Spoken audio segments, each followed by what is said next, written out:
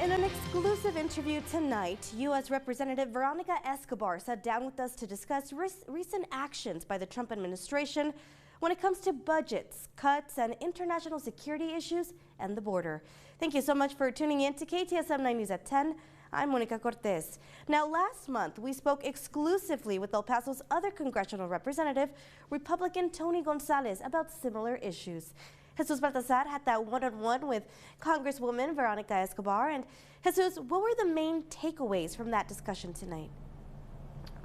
Monica, during our 45-minute conversation, Congresswoman Escobar and I touched on a few topics about what is happening currently in Washington, D.C., and she said the most pressing issue to El Pasoans is the threat of federal funding cuts to Medicaid. I don't want to see a big cut where a lot of good people are cut. While the Trump administration has maintained it won't cut Medicaid as part of their efforts to reduce federal government spending, Escobar says their continued efforts to slash government programs, grants, to lay off thousands of federal workers, and the recently approved federal government spending bill paint a really clear picture.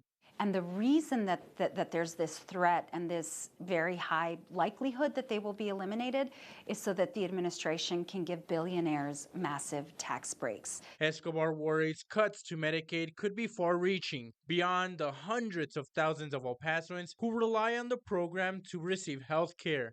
That health care doesn't just mean direct health care to people, but it means jobs, it means funding for hospitals and for clinics. On immigration, Escobar again criticized the Trump administration's use of military personnel and installations to carry out massive deportations. It's bad any way you slice it. It's not good for the country. It's not good for our military.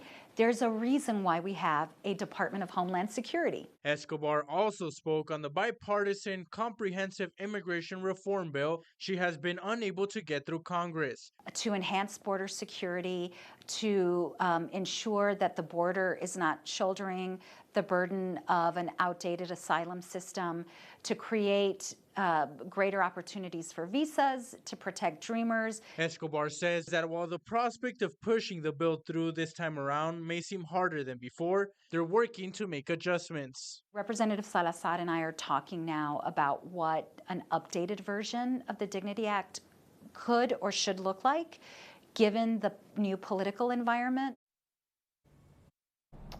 Now, to read more on my conversation with Congresswoman Escobar, head on over to KTSM.com and click on this story.